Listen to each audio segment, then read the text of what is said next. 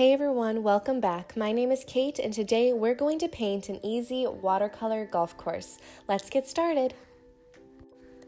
I will have all of the specific paint colors and supplies I used for this painting listed over on my blog. I'll have a link in the description box below if you would like to check that out. I began this painting by first placing masking tape along my horizon line so I didn't have to worry about keeping it straight as I painted my trees across the horizon.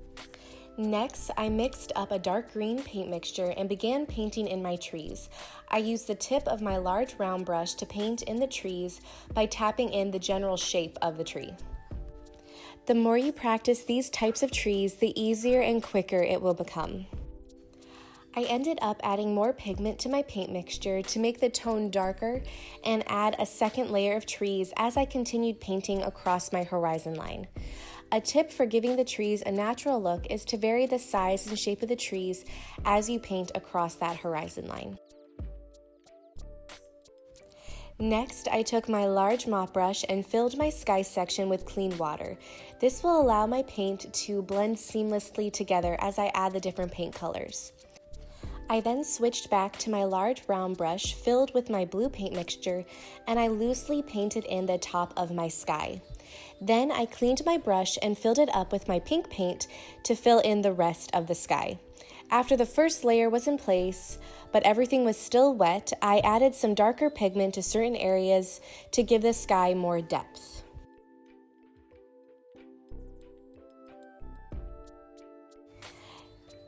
Once my trees were completely dry, I removed my masking tape and drew where I wanted my golf course and flag to be.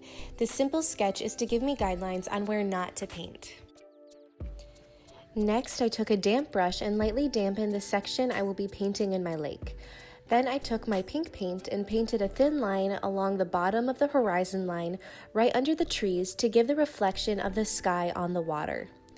Then, using the same blue paint I used for the sky, I began to paint in my lake.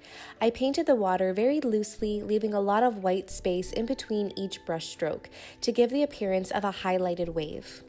I then took some darker blue paint and added a few more brush strokes to build up the layering on the water. The key to this step is to keep white space in between the brush strokes. This step can be very fun and loose if you let go of it looking perfect and just allow yourself to loosely paint in these watercolor waves.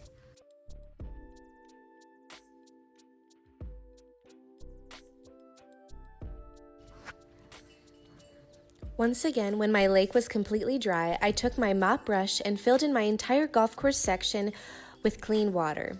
Then I took a light wash of green paint, which means a lot of water and a little bit of paint, and filled in the entire golf course section. I then added more green paint to my paint mixture and applied it to the bottom of the painting to give the golf course depth and to also show where the putting green ends and the rest of the area starts. Lastly, for this step, I took the same green paint and I painted in loose bush shapes separating my putting green from the lake.